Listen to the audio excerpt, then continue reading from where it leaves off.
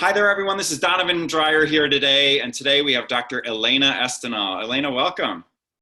Hi, Donovan. It's great to be here with you. Thank you. So Dr. Elena Estanol is the #1 best-selling author, peak performance psychologist, intuitive prosperity business mentor who has been up-leveling speakers, performers, athletes, coaches, and purpose-based entrepreneurs to become extraordinary beings and legendary leaders for over 16 years.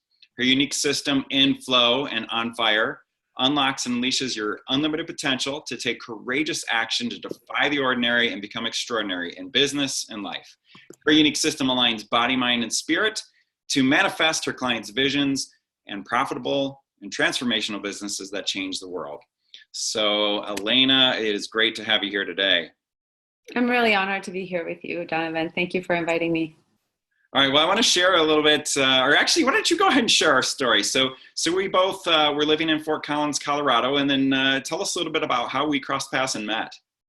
Well, I think it's pretty fun because I think that we met at an event in California. And, we were, I think we were just having breakfast and we just came up to you and just said, hey, and we started talking and we said, like, where are you from? And you're like, oh, I'm from Colorado. And we're like, really? We're from Colorado too. Where do you live? And you're like, oh, I live in Fort Collins. We live in Fort Collins too. So it was just really fun to, I have this quote that I really love and really believe. And it goes something like this.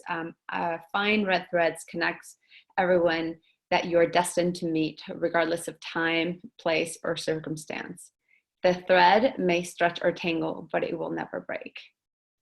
And it's just, I don't know, it's like it's a Chinese proverb that it's really beautiful, but I feel like it's really been true of my life. And I feel like whenever I am meant to meet somebody or work with somebody, it's like, it doesn't matter where we're at, we're going to meet.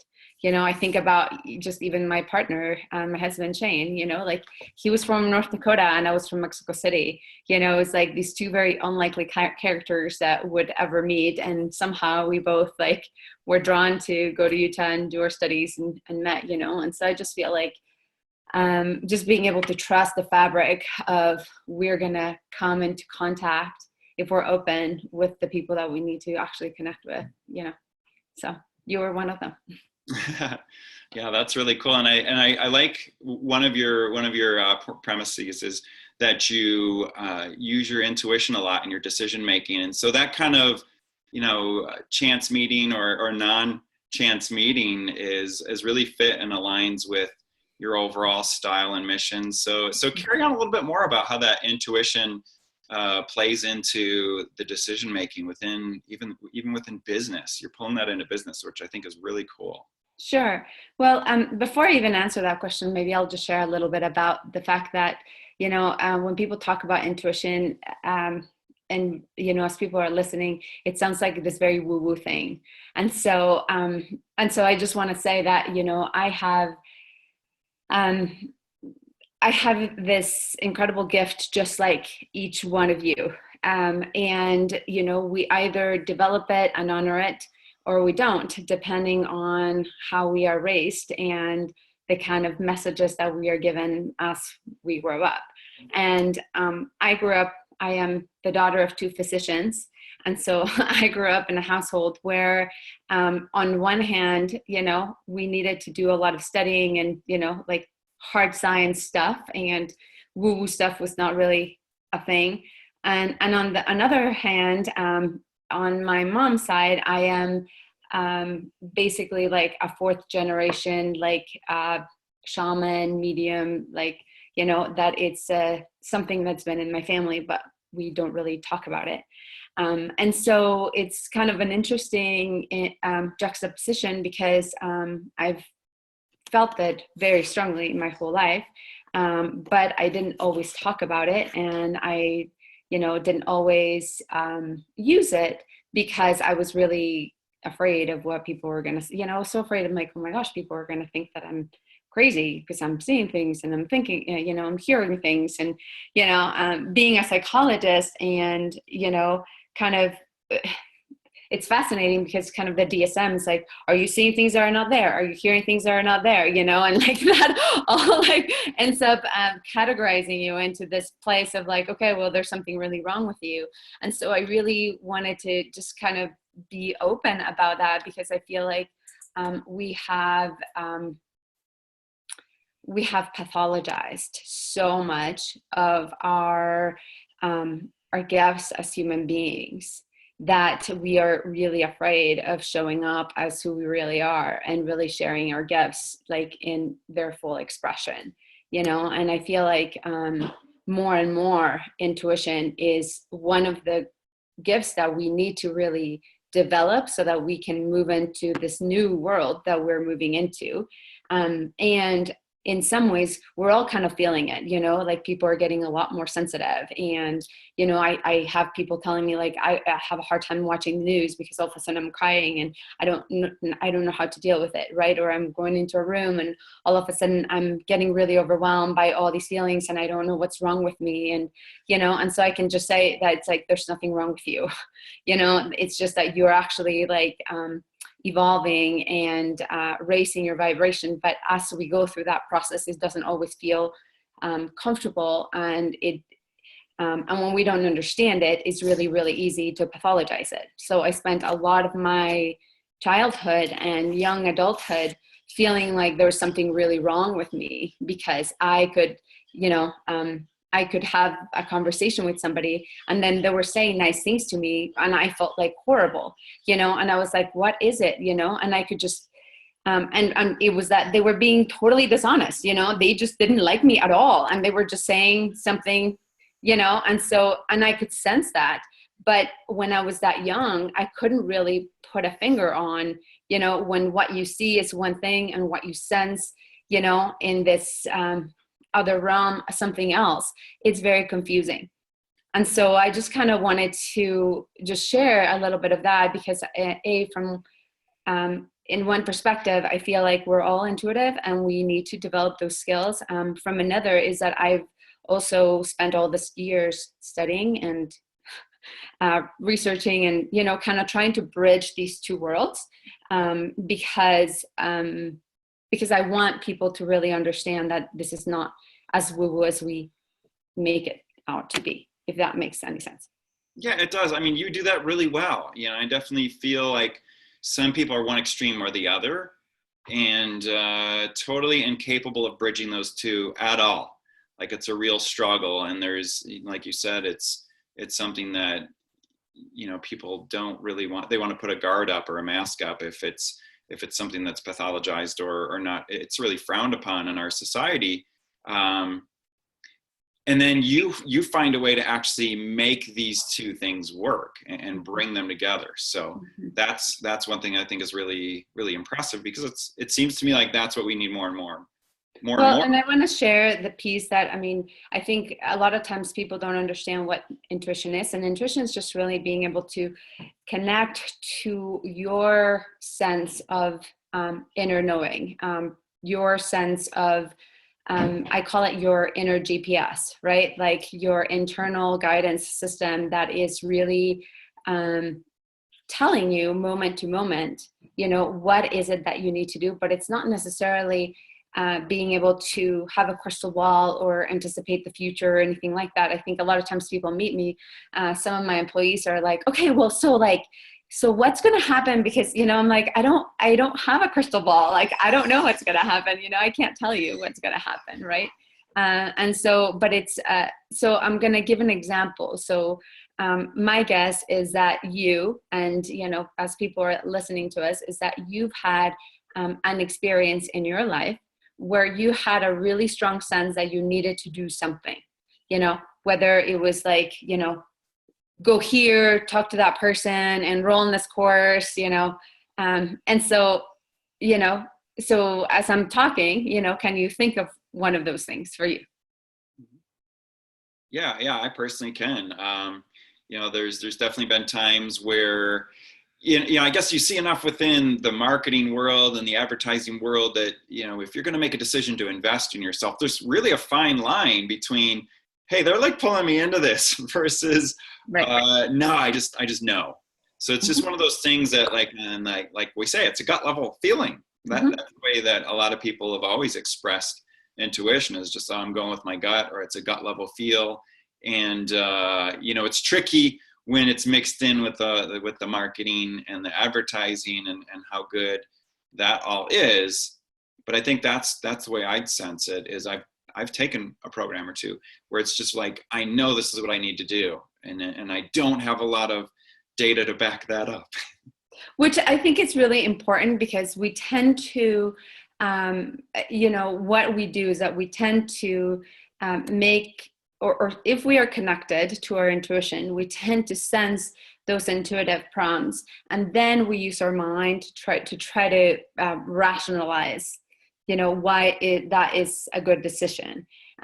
We get into trouble when we try to go the other way around, when we are trying to make decisions with our mind, and the thing of it is that, especially, I had this little quote the other day, and people were kind of engaging in different ways about, like, the smarter you are, the harder it is that you listen to your intuition. People were like, well, is that really like, and so if you think about it, it's like, if you are very smart, you can argue yourself into any one position, right? So if you think about making a pros and cons list, which is how we have been taught to make decisions. Like, how do you make a decision? Oh, you make a pro and con list, right? And if you're actually very good and you're very smart and you have learned how to be a critical thinker, then you probably will be able to get into one side and argue all of the points about why you should do that. And then you'll get to the other side, and then you'll argue about why you should or shouldn't do that, right? And then you're kind of like left with the same amount of confusion that you had when you first went into it, right? And so then what we do is that then we start asking other people, so what do you think? And then they give us a different, and what do you think, right? And then if you ask 10 different people, maybe 10 different people will give you 10 different opinions, right? And then all of a sudden you're like even more confused. And so to me, why this really, really matters is that, when I talk about leadership, it's not just about necessarily being a leader of a corporation or anything like that. I talk about leadership both from a personal standpoint and from a professional standpoint. We can be leaders in our lives just by how we are relating to other people. So if you are, I don't know, like, let's just say that you're in high school, right? And you decide that you want to start a new trend, right? Or you decide that you want to all of a sudden, haste somebody, or you decide that you want to make a difference in somebody else's life, and you are persuasive enough, then you will get other people to follow your lead, right? And this happens all the time. I mean, this is how trends start, right? And we can start trends, and we can lead people in good directions, and we can lead people in poor directions, right? And so for me, really, leadership is really about recognizing that each of us are leaders. Whether you are the boss of your company, or whether you are just in school trying to decide what it is that you are going to do with your life, you are still leading your life, and you are influencing those around you. And so to me, it's really being able to start paying attention to the power of the power that we have to influence others, and how do we want to be influencing others, right? So when you are in a leadership position, I think that you tend to have to make a lot of decisions, and the more responsibility you have, the bigger decisions you have to make, the more decisions you have to make. And if you're having to go through this process that I just described of like pros and cons and asking 10 zillion people, and then like, oh, I don't know, I have to think about it. And like, you're going to think yourself into circles and going to get super burnt out, and, it's going to be very inefficient. And so for me, being able to start recognizing how your intuition speaks to you, so that you just know. And so you describe this like, well, there's been programs where I just know, right? So let's kind of get a little practical here. And I'm going to use you as an example, but I want to say that there's not a right and a wrong way in which intuition speaks to each one of us. Right? So that we each have a way in which we tap into those intuitive gifts. There's 5 different ways in which intuition speaks to us, probably a whole lot more. And so, I'm going to ask you, and you're going to give us your experience. And maybe those of you that are listening, you can kind of start thinking about like, when is a time when you felt like you needed to do something, and then how did you know, right? And then did you actually follow that, or you didn't, right? Because to me, it's like, don't take my word for granted. Like, I don't want people to just, take my word just because I'm a doctor or whatever. I'm like, go and apply it, right? Like, test it out. And then you get to know your own truth. You will recognize your own truth, right? Right. Yeah. So yeah, I'm just curious because there's been moments where you start to lead into, did you follow it, and that's where honestly, there's been times where it's a no. Mm-hmm. Yeah. Yeah. So, and this is so I'm going to ask you for 2 examples. Okay. So the first example is, give me an example of when you felt a strong pull or a strong sense that you needed to do something. And it could be something as little as, I can give you this example. It's, I saved one of my clients' lives by returning a phone call that was totally against my ethics codes. Okay. And so it could be as simple as, if you think about returning a phone call, seems like such a very simple thing, and had like life-changing effects, right? Mm.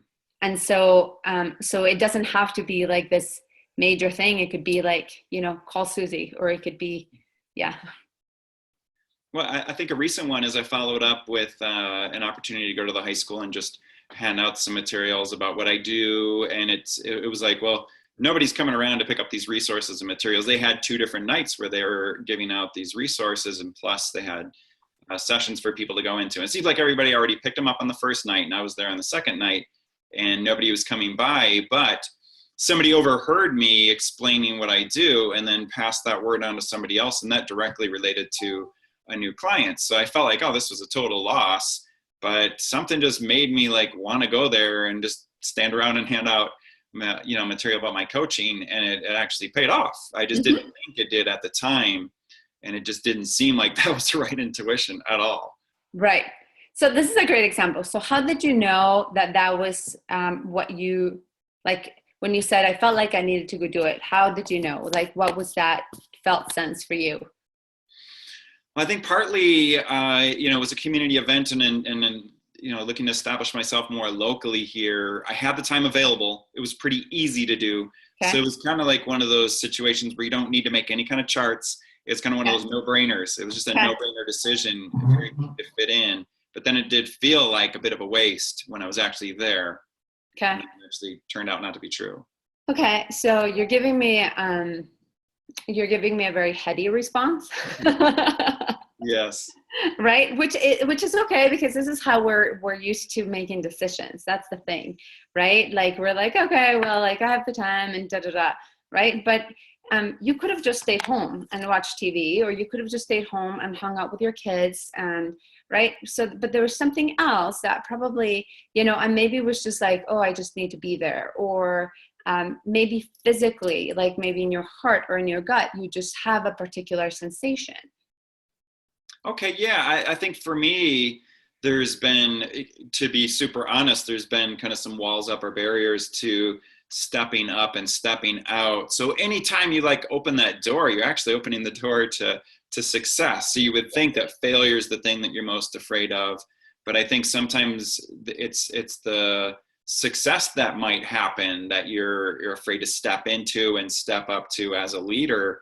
So for me, I felt like, well, this is just one little thing. Let's get over that hurdle one little bit more. So I think that was a piece of it too, is here's another opportunity where I can just step into embracing that feeling. So I love that you share that, and I'm going to share something that's for me, very personal for me, but I think that it's maybe a good illustration of this, because I want people that are listening to be able to kind of start reflecting for them and be like, oh, like, how does this work for me? A lot of times we have oversimplified the role of intuition by saying, if it feels good, it's a good decision. And if it doesn't feel good, it's a bad decision. And it's kind of an oversimplified way of looking at it, right? Like, so in some ways, yes, I would want you to think about the feel of the energy. Is the energy expansive or is it constrictive, right? Like, do you feel like you have an elephant sitting on your chest, or are there is there an expansiveness to it, right? So I'll share with you, because I think that a lot of times it's especially excitement and fear. They are two emotions that actually are part of the same spectrum. We don't recognize it, but they are. And so one of the ways in which we distinguish both of these, excitement and fear, it's simply by our interpretation and the stories that we are making about it, right? And so one of the ways in which I have learned for me to pay attention to my intuition when I know it's something that I need to do, when I'm stepping into something bigger, like what you're talking about, right, is that I will notice that my heart will start beating really fast. And I will get like those major butterflies, I get those major butterflies in my stomach, and my heart starts beating really fast. And it kind of becomes like this little brrr, almost like a whirl, like a purr or something, but it's not necessarily a comfortable feeling. Okay. And for me, I have realized that is my body telling me okay, this is your chance, do this thing, and so it's just an example of kind of tuning into how your body's speaking to you, so that when it's something that you need to do versus something that you don't. When I don't have any of that, if I'm sitting somewhere and there's an offer being made and there's all this stuff and I have nothing, then I know that it's not the right thing for me. Mm. Do you see what I'm saying? But when I'm I'm like, oh, crap, I need to do this. Then I know that that's the thing that I need to do.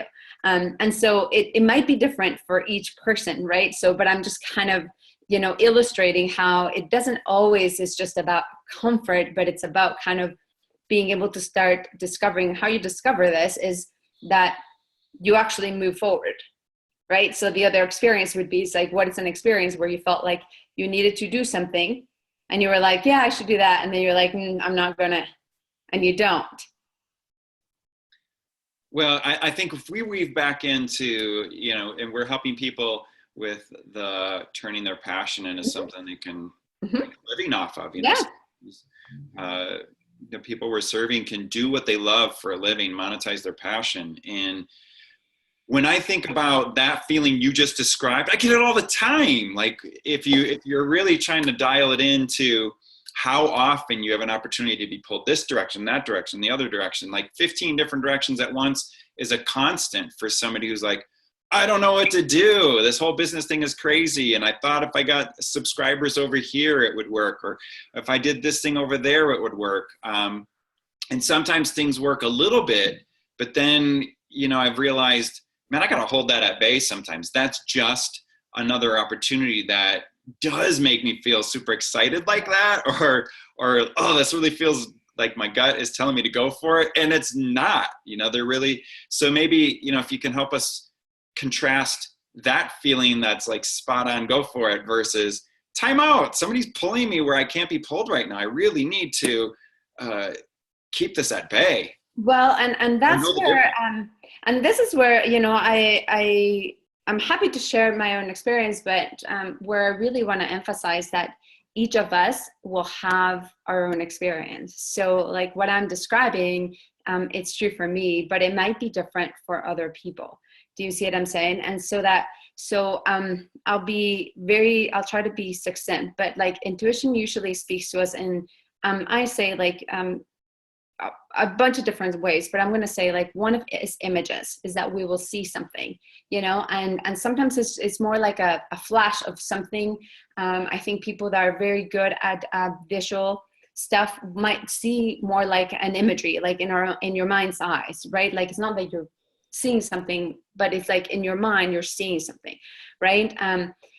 The other way is auditorily, is that you hear something, and it's your own voice, but just kind of oh, you should do da da da da da, or don't go over there, this is not a good idea, all of that, that is your intuition, right? The other way is sensations, and that's kind of what I was describing, partly because one of my greatest gifts for me is is clairsentience, which is really sensing. It's being in my body and really sensing people's emotions and sensing feelings and that kind of thing. And so I tune into that, right? The other way might be that you're like smelling something or tasting something. I've heard people say, I just was tasting like a bitterness in the back of my throat. So it's sort of like those kinds of things. And then the last one is just kind of the sense of knowing, like all of a sudden there was information that is just there in your mind that wasn't there before, and I don't know, like, one of the ways in which this has happened for me, which is kind of funny, is like once in a while when I'm listening to those like competition shows where they're like asking questions about like, oh, who did da da da and blah blah blah, and I am horrible at those things. Like I'm not a trivia kind of person, and I'll be listening and then all of a sudden I'm like, this person, like I just know the answer, and I know that there's no way that I should have known that answer, but I just know it, right? And so that is sort of like the last way. And then the last way, and I think it's through other people and what's happening in our field. I think I have this thing that if somebody tells me about a book or a movie or about some theme, 3 different people tell me something related to that, I'm like, okay, those are some signs that I need to be paying attention to this thing. Do you see what I'm saying? And so I think that it's going to be very different for each person. And it also depends on the level of danger. So what I'm going to say is that if you or anybody that's listening to us, this is sometimes the easiest way to think about it. Have you ever been in a dangerous situation? Or, where you or your family have been like endangered. Sorry, my little baby kitty is like nipping at my very cute. So I had to lean over. She's climbing my legs. Anyway, if you guys have ever been endangered, or if you've ever been in a situation of danger, you own a kitten, right?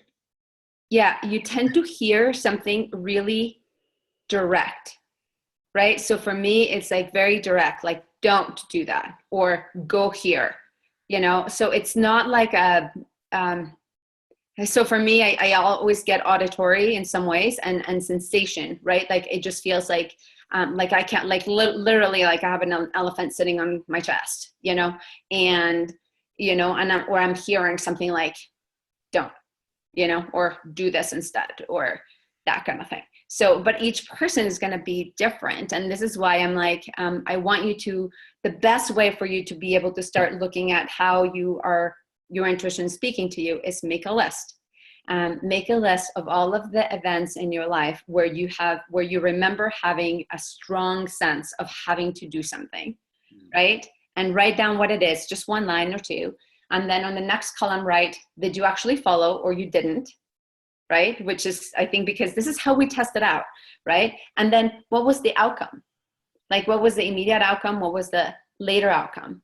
And I think that over time of you doing your own experiments, you start recognizing, I did my own experiments in my life for such a long time that now I'm like, I need to like, I when you are listening and not doing, you're really frustrated because you're just playing the shoulda, coulda, woulda game. Because you're listening and feeling and then you don't do it. And then you're like, oh, why didn't I do this? And that's awful. And so I think that if you can record that and start being like, okay, well, next time I'm just going to do it. Even if it sounds super crazy, I'm just going to do it and see, because, you might be surprised. Yeah, I've definitely had moments like that. I'm reflecting all the way back to like when I was a little kid and in Detroit, and somebody came up as I was going to the store to buy the babysitter something from the store. Somebody just like, give me all your money. I know you're going to the store. I see you going there all the time. And he had a knife. And, it's a kid maybe 2-3 years older than me. And it was pretty clear, like, yeah, just hand it over. Don't mess around. Give this kid the money. And he just told you he won't do anything to hurt you. So believe it. He could be trusted. Like if all this was going through, as that was all unfolding, and yeah, it went over fine. I told my mom and the babysitter, and they were freaking out like crazy, but there was like this sense of calm. If I just do this, it's fine. Right. Which is so funny that you had that experience, and you just reminded me of an experience I had. I was traveling through Europe by myself, and I was meeting my sister, and I ended up in a train station. Like I got there at like 4 a.m. or something. So I was like waiting there till the next train, and there's like very few people in this little room. And all of a sudden this kid comes up to me with a knife and goes like, "Give me all your money, da da da da da." And I just started laughing at him. I mean, it's really weird because that is not a natural response for me, but I just started laughing like almost uncontrollably. And he got so frustrated, and then he just like laid down the knife right next to me and then went back and sat down somewhere else, And so then I just kind of sat there like kind of like dumbfounded, and I was like, should I leave the knife? And then finally I'm like, I'm just going to take this knife because I don't want anybody else to come pick it up next to me, and then I ended up using that knife to cut cheese and bread and, all kinds of things in my trip. But it was like, but how would I have known? I don't know. Like, it was just a very instinctual thing, Wow. Yeah. I don't know how that strategy worked, but it doesn't sound like it was really a strategy. It was just something that happened that was super effective and got results. Correct. And that's kind of what I mean, is that when we can really when you are able to tap into your intuition and listen to it, you get into the flow. And this is really how, for me, things come together. As a high performance psychologist, it's always about like high performance and being on the flow and, and so when I started working with people, it always would go from like having anxiety to developing confidence to developing trust. And when we get to trust and faith, which are very esoteric things, it all comes back to like the only person that you can trust is you and the guidance that you get yourself moment to moment. That's it. Right? Well, how do you then weave in help? So, we're looking to support as people are trying to build these great habits in their life and create something that's going to have that consistency to be sustainable. How do you weave in where help fits in with all of this? Help in which way? What do you mean? Help in which way, like coaching, training, that kind of thing. So tell me how you'd make that leap if it's really your intuition you've got to trust. Mix those two. Yeah. Okay. Yeah. I see what you're saying. Well, so I'm glad that you're asking that question. Well, so I think our intuition will guide us to find the right coach or the right teacher. It doesn't mean that we don't need to learn stuff, right? Like we always need to learn things. And I think I'm always learning, like people always asking me like, you're taking all these things, you were in school for 17 years. I'm like, yeah. And partly is because I believe in walking my talk. Like I think I tell people that they need to constantly be learning. And I feel like I need to do the same. If I am going to demonstrate that, and I really believe that, then I need to be doing the same thing. And so it's not really about thinking, oh, I know it all, because I think that the moment that you say I know it all, that's the moment that you fall flat on your face and you make all kinds of mistakes. I think that the other piece about coaching and mentoring is that we all have major blind spots. We all do. No matter how much we know, no matter how much experience we have, that if we don't have somebody that is able to like mirror those things for us, then we're going to keep making those mistakes and we're going to get in this same rut, right? And then the second piece is learning. It's having somebody reflect our blind spots. It's having somebody reflect our brilliance, because that's the other place where we get tripped up, right? It's like we all feel fantastic when things are going great, and we feel like shit when things are going shitty, So to me, like the true measure of mental toughness and the true measure of high performance is actually being able to feel good and be confident and be happy when things are going shitty, because when you master that, then nothing really is going to impact you, right? Like then you can do anything, you can turn everything around. And so the third piece is the accountability, right? Like we need the support and the accountability of having somebody saying, so you said you were going to do this. How are you doing on that? Because habits are some of the hardest things to develop when we want to change them. They're the easiest things to keep when they're like things that we just have like allowed, like, you know, the habit of coming home and turning on the TV and watching TV from 5 to 10 p.m. or something like that, right? Like if that's a habit, then that's going to be really hard to break because it's like, it doesn't require a whole lot of effort, right?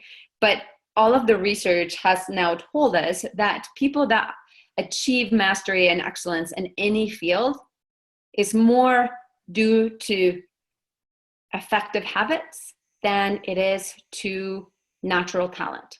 So natural talent is good and it'll take you so far, but you can be incredibly talented. And if you do not develop discipline and habits that are going to make you successful, then you're not going to make it. Yeah, it's no fun. That's kind of boring stuff. But you know, you have 3 habits that help people step up their business and leadership successes in life. So tell us a little bit about that. You know, I think the research is strong enough. I think enough people do now know, like, there's no way to get around this. Your bad habits are going to suck away 5-hour chunks per day if that's what you do is plop down in front of the TV. But if you really have a big purpose and mission, and we don't get to do our passions unless we really put something into it and put some structures in place. So tell us a little bit about some habits to put into place. Sure. And I want to say too, there's something else that I wanted to add to that. That is a lot of times, and lots of people talk about all of the things that we need to add to elevate our performance and optimize ourselves and our businesses. And very few people talk about things that we need to let go of.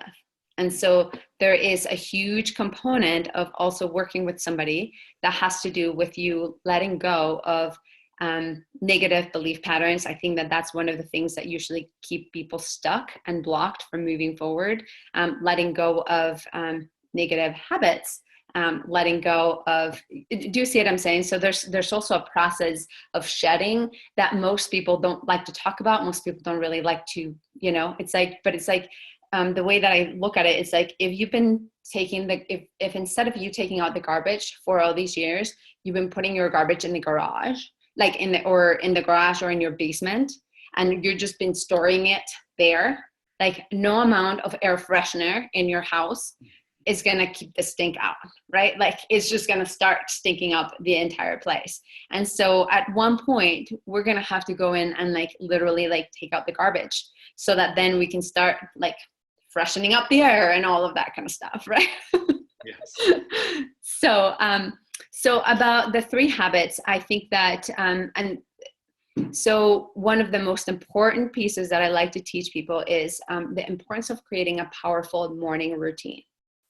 I think that one of the things that I see so often for most people is that, you know, the last thing that they do before they go to bed, the first thing that they do when they wake up is, you know, log onto their phone and get on social media, their emails, whatever, you know, and it's probably one of the most negative things that you can do, because in some ways you are starting your day with somebody else's agenda instead of your own, right? And so for me, it's like, if you can create a powerful morning routine that actually gets you in the ideal state in which you want to be and welcome the world and bring into the world, right? So that it's not just about how you're welcoming the world, but I think that if we all take ownership that whatever space that we inhabit, we are co-creating the energy in that space, and that the person that has the highest vibration and the best state can literally transform the entire room,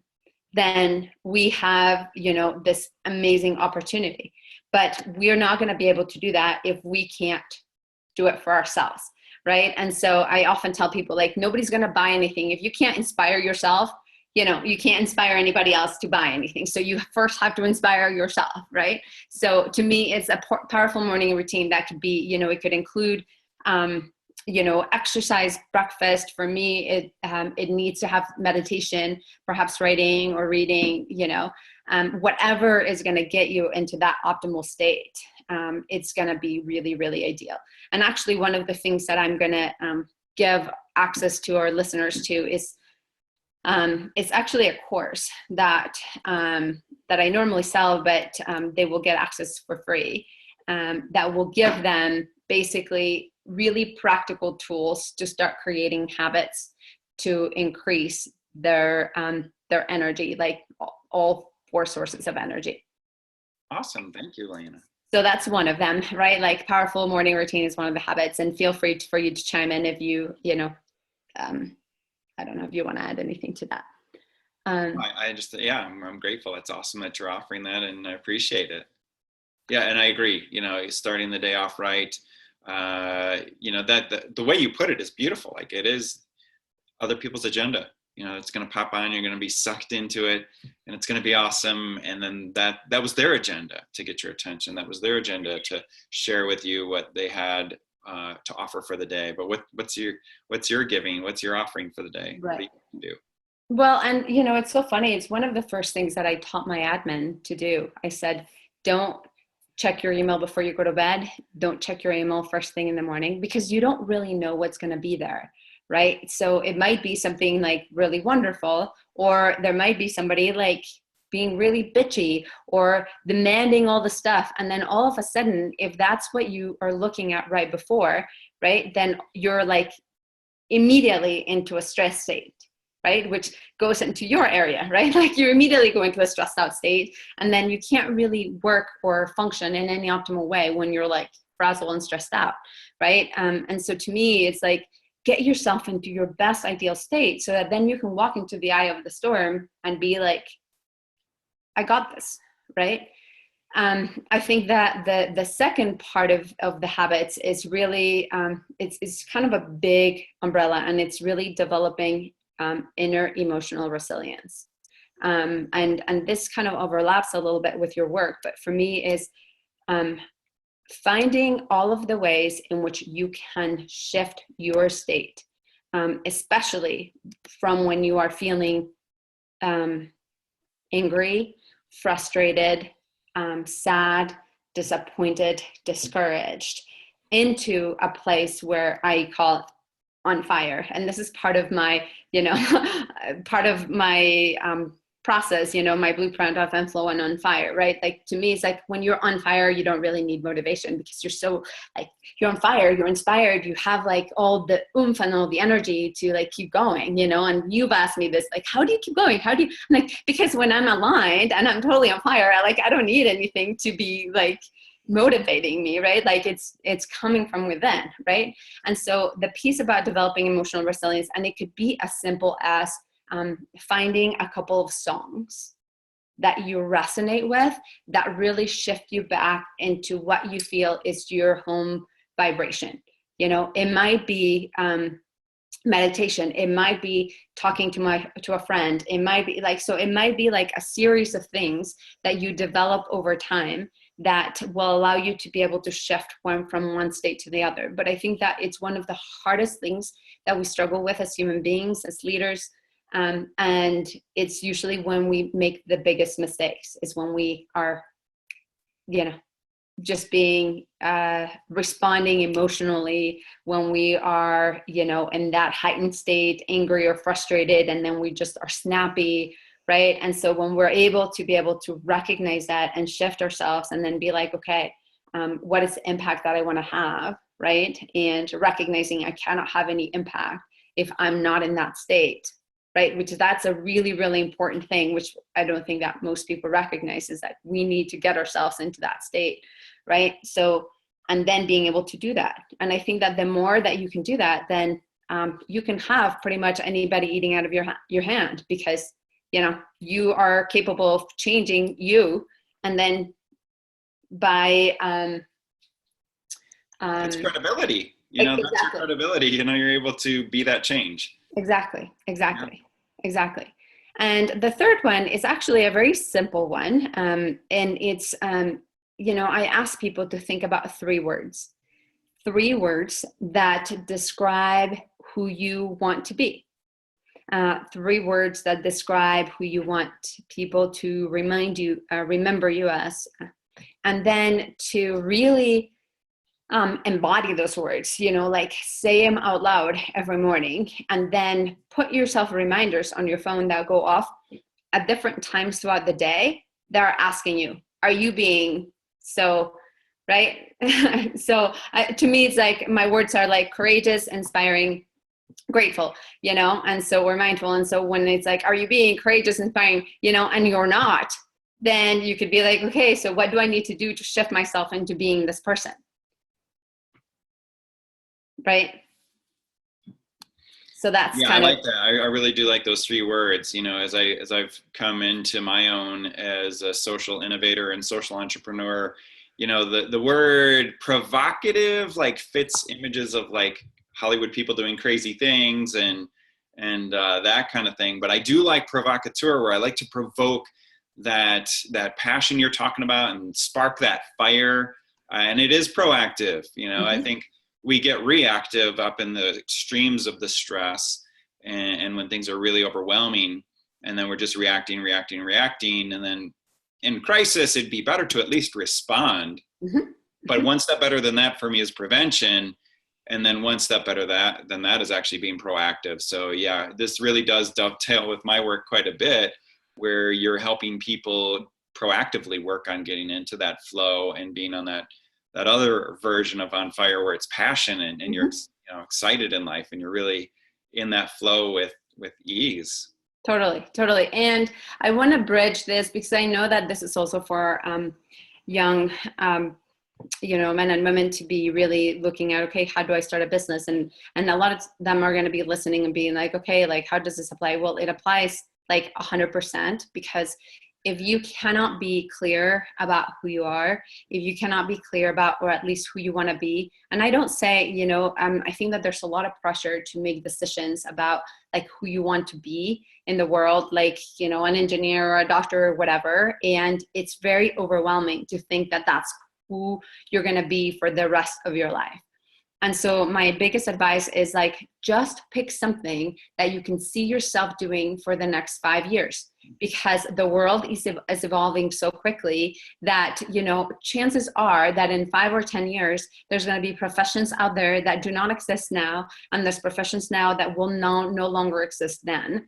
So like, stop like putting all that pressure on yourself to pick something, right? And really worry about like, who is it that you want to be in the world, right? And this is kind of what I mean by these 3 words. Do you want to be inspiring? Do you want to be a social change agent? Do you want to, and so you talked a little bit about being a provocateur. And this is really cool, because I think that the more that you start knowing yourself, the easier it will be for you to then become the brand of your business. And so you and I kind of relate in that both you and I are kind of provocateurs in different ways. Like, I think of myself as a rebel, but I'm also super spiritual. And so it's kind of this juxtaposition for most people that it's like, like I have purple hair and I dress really outrageously and very colorful, and I'm also super spiritual. And so for me, it's like what I came to be, it's like I'm a divine rebel. It's really how I see myself, that it's really about really inspiring people to find that their divine purpose and mission, and then figure out how they're going to monetize that, how they're going to make their purpose into something that's transformational for them, for the world, and profitable as well, so that they can sustain themselves, right? And so I think that this is important for people that are listening to us, is that don't dismiss this, because I think that most people do. They think it's like, oh, it's woo-woo, whatever, I'll worry about this. But if you can get this right at the beginning, then you won't go through all the things of circling the drain. If you get really clear about who you want to be, if you get clear about what your gifts are, that you are incredibly good at, right? If you get clear about how you can support other people and then what they are willing to pay for, then that's really kind of the magic piece. And I think about these as like 4 different spheres that intersect. I call it like the luminous prosperity spot, where it's like, what is it that you love? What is it that you're good at? What does the world need, and what are they willing to pay for, right? And so when you are so clear about all of these things, then you can start really looking at the problems that are existing out there and being able to start being like, well, I'm actually pretty good at X, Y, and Z. Maybe I can do, so I'm going to give an example, and maybe this is going to start a lot of things for many of these young people, but you'll relate to this. And this is something that I've said to many of the young people that I've talked to. Here's what I see as a fabulous business opportunity for many of our youngsters right now, okay, is that we are bridging this divide, what you call the old dogs and the new dogs, right? So there's this divide really of people that are of our generation, people like you and me and older, that were raised in a very, very different world, in a very, very different paradigm.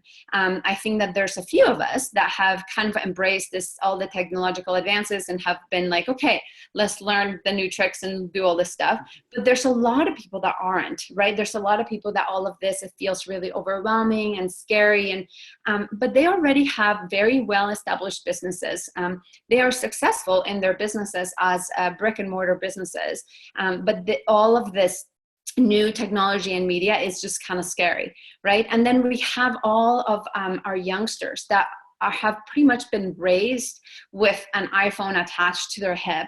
They've been raised with being in social media. Like they are so savvy about social media, And so I think it's this is a great opportunity for youngsters to actually create businesses where they can approach, older established businesses that don't have a media presence or are doing a crappy job at having a media presence, and saying, hey, this is something that I'm very good at. This is something that I manage. I'm pretty adept at, and let me help you. And in some ways, then they can both learn from each other, collaborate and contribute to each other's growth.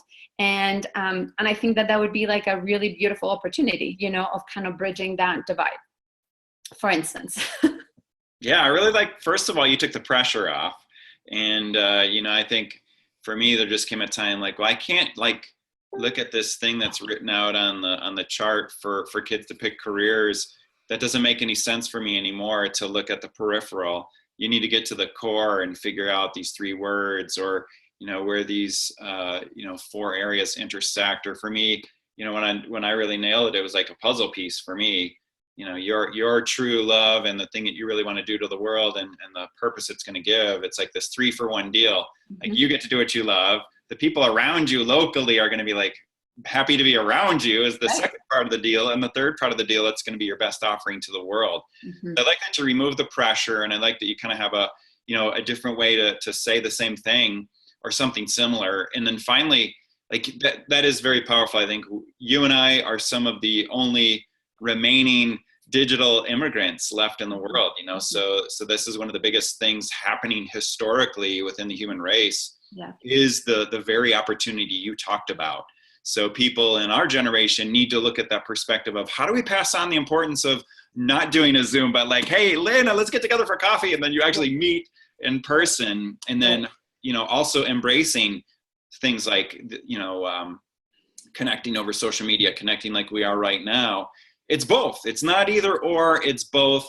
But if you're older, you're an older dog, you don't believe you can learn new tricks. Mm-hmm. And you and I both know it's harder for us. Right. Yes. It's harder to pick up and get savvy at that, but it is possible. Mm-hmm. But now we have to kind of have another mind shift with these paradigm shifts with, the younger people can teach the older people. It isn't just the professor stands at the front of the room because they're wise and older and they've earned that right. Hey, man, if kids have picked up some serious abilities with, audio, some people would really want that help with creating a grand opening that's online. And, same thing with video or pictures, and weaving this all together and having the social media match the website and having that all match to the grand opening that might happen over the course of 5 days. There are tremendous opportunities for people who've just developed incredibly professional and important skills at very young ages, that there's a lot of business owners that are like, well, I have some money to invest in this, but where do I find somebody who can do it? I don't really want to break my bank. Right. And then, somebody 18, 24 could really be looking at this as a golden opportunity. I don't have to deliver pizzas or work at a coffee shop. I can actually use my ability to edit video and create these cool what's called a launch, create these cool stories for people that need to really do more than just a resume. They need to tell their story better, and they're not doing that job. Mm-hmm. And you said something that's really important that I really want to our listeners to really, you know, focus on, which is, don't just be limited by the opportunities that are there. You know, like if you're only thinking that the only job that you can get is delivering pizzas, or, you know, at Spoons or whatever, right? Like that's the only thing that you will ever do. So be willing to expand your mind and to really look beyond the realm of what is available to you, because that is really the only way that people have done anything. You know, one of my favorite quotes, and this is it's a very long quote, but I'm just going to give the last part of it. And this is a quote that inspires me every time, especially when I'm feeling really, really scared or feeling really like demoralized. And it's Steve Jobs saying, the only people that have changed the world are the people who are crazy enough to think they can.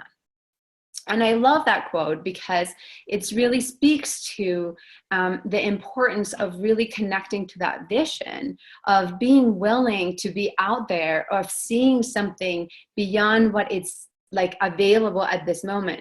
And for you to have the courage to go after that, even when everybody else thinks it's absolutely crazy.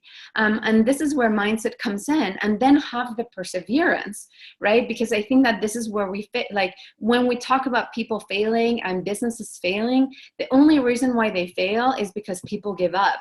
That's it, right? Because people get burnt out and or they give up, and then the business fails. That's the only reason. So, you know, when you think about, you know, the importance of inner game, it's huge, because if you cannot have that emotional resilience, if you cannot have that perseverance, if you cannot just see every single thing that feels like a failure as be integrated as a part of a learning experience, that it's that you're earning your chops and you're learning, and it's contributing to you becoming better X, Y, and Z, right? And instead you're interpreting and making up stories that you're like, you're really bad at it and it's a bad idea and why are you even doing this?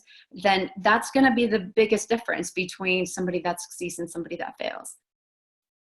So I just kind of wanted to say that, because I think that that's the biggest thing. It's like, if you're going to do something, then go for it, like wholeheartedly, you know, ask for help, be willing to implement. You were saying some of this to me at the beginning, you know, so I'll talk a little bit about this. I am a recovering perfectionist, and I know it sounds funny, but you know, like I was so much a perfectionist that I struggled with a severe eating disorder for 8 years in my life, and it almost took my life. So it was not like a laughing matter. So for me, getting to a place where I am no longer waiting for things to be perfect. You know, I am kind of sensing things and I'm just implementing as I can. And there's going to be mistakes along the way, and I'm okay with it, because in some ways it's like we're all evolving, and part of business is this process of constant iteration over and over and over again. And if you are waiting until having it perfectly before you are able to roll something out, you're going to get old before anything happens, you know? So like, be willing to get out there and to try something and have it not work. You know, my mentor says fail faster. And I didn't like it at first, but now I realize like, oh, I see what he means. You know, it's like the sooner that you can get out there and fall down and be like, oh, that was not a big deal. Okay, I can dust myself, you know, and get up and try again and tweak this thing and try again. The faster that you will experience success. Yeah, I just watched this video by Jia Jiang, Jiang, and it's a TED Talk on what he learned from 100 days of rejection. And it was only like day 3 that all of a sudden just something went viral. So he was filming himself getting rejected, and he went into a donut shop and asked, you know, he got rejected like really quick on the first 2, but he just decided to stay engaged on the second one and got a little bit better. And he decided to ask why and stay engaged, or he just kind of kept trying. And he asked to have donuts made into the shape of Olympic rings. And they were like serious. They took him seriously, and they went ahead and put the box together with the donuts in there in the shape of Olympic ring. So he's like, oh, well, maybe even when I'm trying to get rejected, I won't if I just attempt to get rejected on purpose. So it was really cool to see that power of speeding up the failure. And just, I think he listed it out and he just started on number 1 and kept going. But by number 3, he had already like hit on something that struck a chord with people, and they all wanted to see the donut shop make the donuts. I love it. I love it. And it's actually reminds me of an exercise that I often give people, especially when they're struggling with dating. And I say, the goal should not be for you to go and ask and get dates. I make them the goal, like the assignment is to go and ask and get as many rejections as possible. So that's the goal, is to go get rejected. And, so if the goal is to get as many rejections as possible and to gather and all these rejections, like eventually, like they find that actually getting the rejections is actually harder than getting the dates, So, and you can think about it from any kind of perspective, right? Like that if you just like, all right, I'm just gonna, to me, it's about this concept that I teach that I call passionate detachment, which is about really being really engaged and really passionate about whatever it is that you're doing, but then detaching from having an expectation of a particular outcome. Because when we set expectations, it's usually when we set ourselves up for failure, because things usually don't go exactly how we want them to, like your example of like, I showed up to this thing and, it wasn't what I expected. And, and in the end, you ended up having a client, but, initially you didn't feel like that was, paying off. And so to me, it's like when you can show up really passionately and really engaged and just be detached from any outcome, then you are showing up in service of the greater good. You're showing up in service of you being your best person, of you being able to give the best of you to whoever it is that you're showing up for. And then, magic will happen from there. All right. Well, maybe you could finish up with what you do with the results, because you get them anyway. And, you're going to show up passionate. I love that because you're engaged. It's this moment, and you might have one person, you might have 1,000 people, but really, this is your moment. This is the moment to either bring that passion or not bring it. So I love that part of being passionate yet detached. And then you do get the results. So how do you work with those? So maybe that's what your like finishing point could be, and then we'll let you share. Yeah. So tell me exactly what you mean by what do you do with the results? So you're gonna set out to do something. You're gonna do it with full passion and really engage with it. And then it's either going to go pretty well, terribly, medium, somewhere in between. Yeah, okay. So you're going to get something. What do you do kind of intentionally with that to know that, yes, I'm going to be fully passionate, but I also want to use the outcomes? Yes. So I think that tracking outcomes is really important, right? So having even a reflection journal of what went well, what didn't go well, what did I do well? What needs improvement. And I separate these things because I think that they're in any kind of situation, whether it's like a job interview or you giving a talk or a presentation or something, there are things that are totally dependent on you, and there are things that are like totally not dependent on you, right? And so you could just say like what went well in general and what didn't go well in general that were not depending on you in some ways, and then what did I do well, and what needs improvement? What else, what could I have done differently, right? And so that to me, being able to look at the outcome and seeing whatever outcome happened, whether it's like a smashing success in whichever way that you think it is, or like a total failure, if you think of it as a total failure, right? You really need to reframe that whatever happened is exactly what needed to happen. And that it was a stepping stone towards your next step. And so for you to really look at, what are the things that I actually did well, and not just throw out the baby out with the bathwater, because I think that that's something that we do. So I did a launch that took a whole crap ton of effort, and I got 0 people to enroll. Okay, 0 people. I had like 50 opt-ins. So it was like by all stretch of the imagination, like a total failure. Okay. And what I felt was important about having it done is that I actually did it. Like there's a lot of people that don't do it, you know, and I pulled it off in a very short amount of time.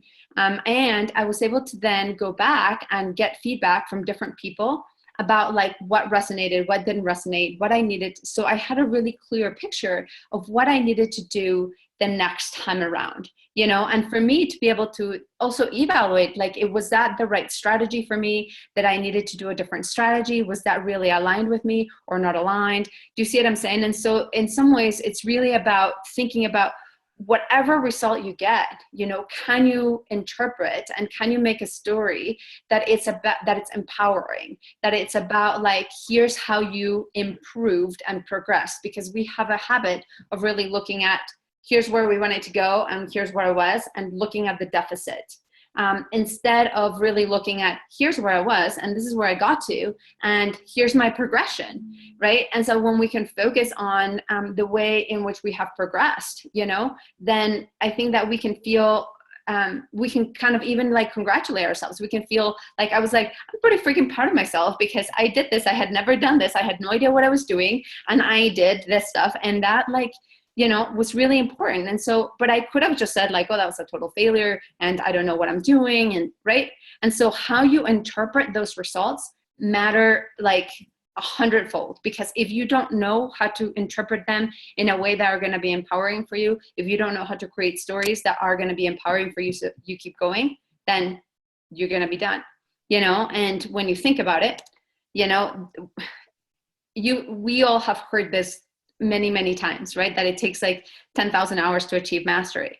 And that is not just because somebody just said that. It's because that's what the research has said. Like that's what consistently we have looked at. And the study that they did, they looked at really, really talented athletes, and they compare them over time. And then they realized that the ones that got to the very top were simply the ones that put in the time and that were willing to fail and keep trying and keep practicing and keep trying and practicing. And so that it ultimately has so much less to do with talent and so much more to do with persistence.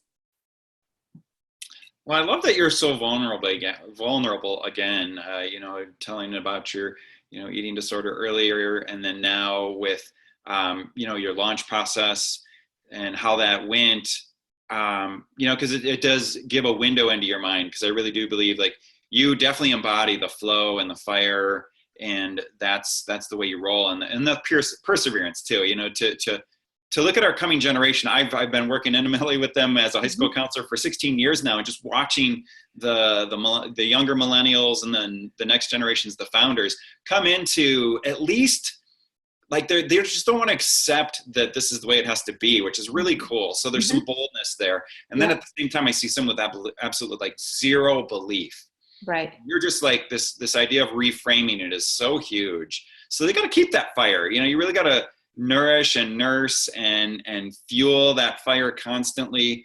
And those times where you don't persevere or you take it as a failure and you feel like that failure is final is just, that's damaging, you know, and you really just painted a great picture by being vulnerable yourself to give that window in and know like, okay, even if somebody is a doctor, even if they are successful, there's been some serious moments where if you don't frame it right, it could be crushing. So thank you for going there. Well, I wanted to share that because I think that there is this representation, oversimplification of what it takes to grow a successful business. And there's a lot of people and a lot of gurus out there that are like, oh, you know, it's so easy. You just need to follow my, you know, steps 1 through 5, and you're going to be making seven figures in like 3 months, or, you know, whatever, any of those promises that I think that, you know, I've definitely fallen prey to. I think a lot of people have fallen prey to, and nobody really talks about the fact that this sort of overnight success was like 10 years in the making, right? Like of people like really working really hard and working their butts off in all kinds of ways. And all of a sudden they're like this overnight sensation, that they're this overnight success, because that's how we see.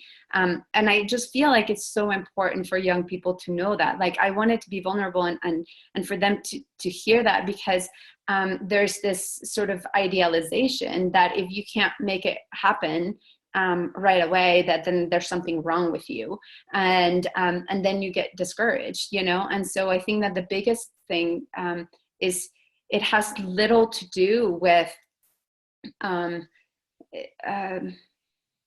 formula or, so you may not have it all and you may just be starting. So reach out, hire a coach, enroll in programs, learn things, right? And implement, right? And try it out for you and figure out what works for you and figure out what works for your business and figure out what's like the most aligned for you. And be willing to try something and have it fail and then be like, okay, well, that didn't work. I wonder why that did not work. And then go back to the drawing board and do it over again. Because I think that when you sit around some of those mastermind talks that I often, moderate, and people are really open and vulnerable, every single person's going to say, yeah, I'm struggling with this thing, or, I did this and this didn't work, and it's just that we don't like to say that things don't work because we want to be seen as very competent and, but it's like you only figure out what works by actually figuring out how it didn't work. Yeah. Going back to Jia Zhang, he also said that he had this like really bad time as a 6-year-old and then a great time as a 14-year-old where he felt like he was going to conquer the world. And then he hit 30 and he's like, okay, like 16 years went by and I didn't do things. I didn't really go for it. And then he started that rejection process. And I think, the 10,000 hours just works like it's an organic thing. It's a process that you grow. And that's with Julia and I, our idea is that you've got to get started. And then just realize, like, let's be real about it. Let's be realistic about it and know that it's a start.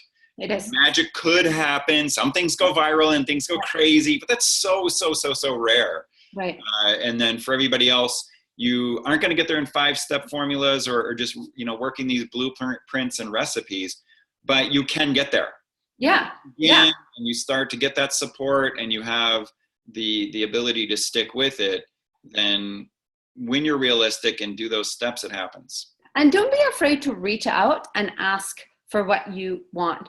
Because honestly, every single employee that I have hired in my first business, they did not come through an ad that I put in. So, and this, this is kind of how a lot of them think that I'm so woo, but like literally I'll be like, okay, I'm getting ready to hire somebody else. Like I am ready to like welcome somebody else and to like, I'm ready to hire somebody else. And then all of a sudden people are like, hey, like I came across your website and I don't know if you might be hiring or not, but here's my resume. I've had people be like, hey, I don't know if you are hiring or if you need this, but here's what I can do. And here's how I might be able to contribute. And, and I get a ton of those. And sometimes, I'm like, yes, thank you, but no, thank you. But like, you never know. Like my admin, I think she, when she first reached out to me, she asked me for a volunteer position, and then I was asking her like, what can you do, blah, blah, blah. And then I said, well, what about a paid position? She's like, well, yeah, and so I guess what I'm saying is like, don't be afraid to ask, because again, we're also so trained to be going through these like normal channels of like, look for the jobs and the want ads and blah, blah, blah. Right. So if you have this incredible gift and you see how you might be able to help or support other person or a business person that you might actually be able to learn from, but also support them, reach out. Like, so what? They're going to say no, and then you're going to be right in the same spot. So who cares, right? So to me, it's like, don't be afraid to ask for what you want. Just go for it. Well, Elena, I really, really appreciate everything you've shared today. It's just been, it's been fun, like just to get in and have this opportunity to see what you're passionate about and share, so many practical things weaved in with the inner game. I think you do that so well. How can people get a hold of you and learn more about what you're up to and have access to what you have to offer? So I'm going to give you 2 different websites. One of it is actually the access to this course. That is a course is called Quantum Leap Your Results, and it's going to give you very practical steps for increasing your focus, your productivity, and elevating your performance. And really all of these habits is like, if you can conquer all of these habits, you will be able to conquer pretty much anything in your life. So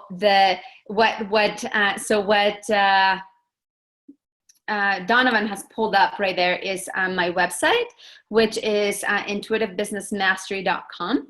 And again, that's intuitivebusinessmastery.com. Sorry, I talk very fast and sometimes people are like, oh, and then I have like a free section where you can download a whole bunch of stuff. Just want to give you a warning that if you download too many things, you'll get too many emails, because there's a whole series of emails for each one of those things. So I just want to, warn you.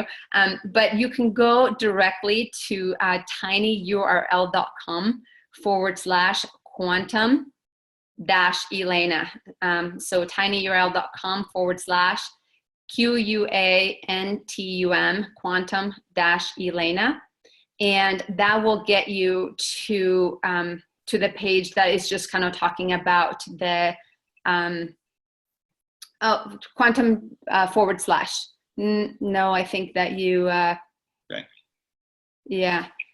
So you need to put a / tinyurl.com/quantum Elena, and that will give you to the page for you to download that course. So yeah, / Oops. It should work. And that was tinyurl.com / quantum Elena.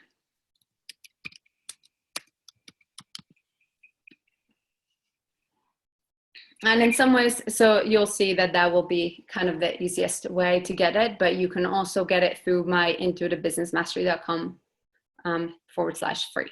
So different ways to kind of get to me, and I will look forward to hearing what are your results as you're implementing. So it's a very practical based, action based thing. So it's not just theory, it's more like practices. Here's what you can do, go and try it.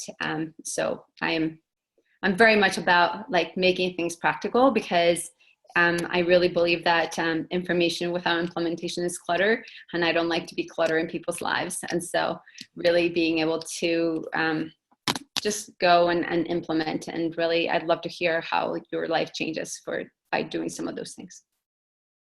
Beautiful. And I flipped through Jia Zhang's TED Talk there as well. Great. And some kitty cats in my screensaver for my daughters. So thank you so much, Elena. I really appreciated you coming here today to share all this with us. This was really awesome. And again, thank you so much for just being vulnerable. It's so, I think, vital for kids to see that it isn't just magic. You don't just figure this all out, piece of cake. So thank you for going there and being real. Of course, it was a total pleasure. And just, go after what you love. I always say, my closing line is always defy the ordinary, become extraordinary.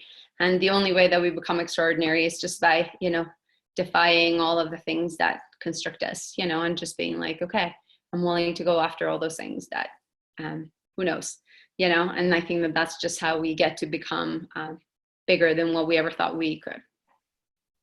So such a pleasure. All right. Well, I think you've given them a lot of tools to defy the ordinary and become extraordinary. Thanks, Elena. Thanks, Donovan. Bye.